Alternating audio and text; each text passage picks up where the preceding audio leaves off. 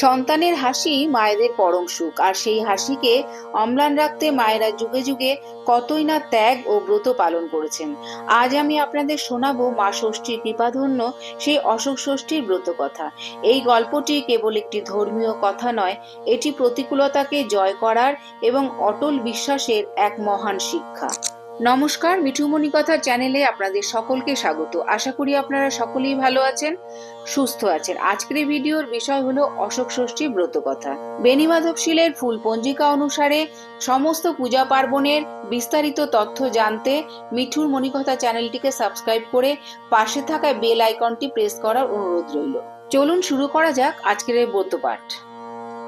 প্রাচীনকালে এক অশোক বনে এক মুনি বাস করত। একদিন সকালবেলায় তিনি দেখলেন অশোক গাছের নিচে এক ফুটফুটে মেয়ে হাত পা ছুঁড়ে কাঁদছে।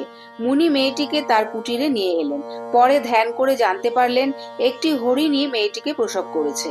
অশোক গাছের নিচে মেয়েটিকে কুড়িয়ে পেয়েছিলেন বলে তিনি মেয়েটির নাম রাখলেন অশোকা। মেয়েটি বড় হয়ে অপূর্ব সুন্দরী দেখতে হলো। তখন মুনি ভাবলেন মেয়েটিকে বেশি দিন একা কুটিরে রাখা যাবে না, হাতের কাছে ভালো পাত্র পেলেই তার সঙ্গে মেয়ের বিয়ে দিয়ে দেবেন। কিন্তু অনেক দিন হয়ে গেলেও ভালো পাত্র না পেয়ে একদিন বিরক্ত মুনি শপথ করলেন পরের দিন সকালে ঘুম থেকে উঠে যার মুখ আগে দেখবেন তার সাথেই তিনি মেয়েটির বিয়ে দিয়ে দেবেন। সকালে উঠে মুনি দেখলেন এক রাজপুত্র তার কুটিরের সামনে দাঁড়িয়ে আছে। মুনি তার পরিচয় জানতে চাইলে রাজপুত্র বললেন, আমি রাজপুত্র মৃগয়া শিকারে এসেছিলাম। ঝড় বৃষ্টিতে পথ হারিয়ে আপনার কুটিরে আশ্রয় নিতে এসেছি। তার পরিচয় জেনে মুনি ভারী খুশি হলেন এবং বললেন, আমার একটি বিবাহযোগ্য অপূর্ব সুন্দরী কন্যা আছে, তোমাকে তাকে বিয়ে করতে হবে। এই বলে মুনি তার মেয়েকে রাজপুত্রের সামনে নিয়ে আসলেন। রাজপুত্র তার রূপে মুগ্ধ হয়ে তাকে বিবাহ করলেন। 4 হাত এক করতে পেরে মুনি নিশ্চিন্ত হলেন। অশোকা শ্বশুরবাড়ি যাবার সময় মুনি তার আঁচলে অশোক ফুল আর অশোকের বীজ বেঁধে দিয়ে বললেন, চৈত্র মাসের অশোক ষষ্ঠীর দিন অশোক ফুলগুলো শুকিয়ে গেলে খাবে, আর এখান থেকে যাবার সময় রাজবাড়ি পর্যন্ত পথের দুধারে অশোকার বীজগুলো ছড়াতে ছড়াতে যাবে। যদি কোনোদিন বিপদে পড়ো তাহলে অশোক গাছের সারি বরাবর আমার আশ্রমে আমার কাছে আসতে পারবে, আর মনে করে অশোক ষষ্ঠীর দিন কোনো অন্ন খাবে না।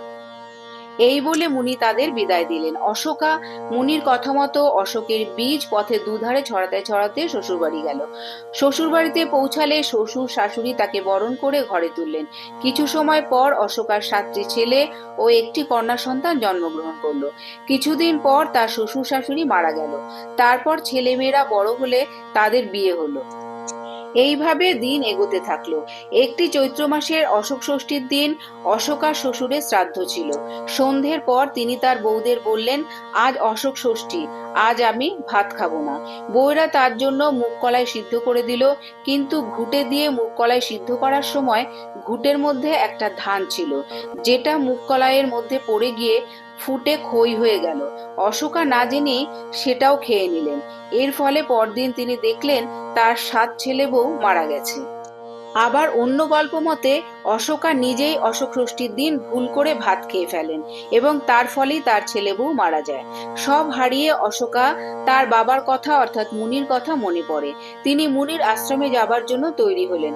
পথে যাবার সময় অশোক গাছের সারি দেখে মুনির আশ্রমে পৌঁছলেন।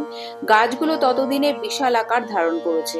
মুনির কাছে সব কথা খুলে বললেন। মুনি ধ্যানে বসলেন।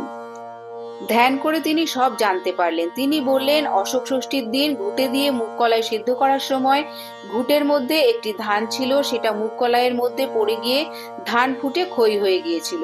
সেই খাবার খেয়ে তার এই সর্বনাশ হয়েছে। কন্যার অনুরোধে মুনি তার ঘটি থেকে জল দিয়ে বললেন, এই জল নিয়ে গিয়ে সবার উপরে ছিটিয়ে দাও, সবাই আবার বেঁচে উঠবে।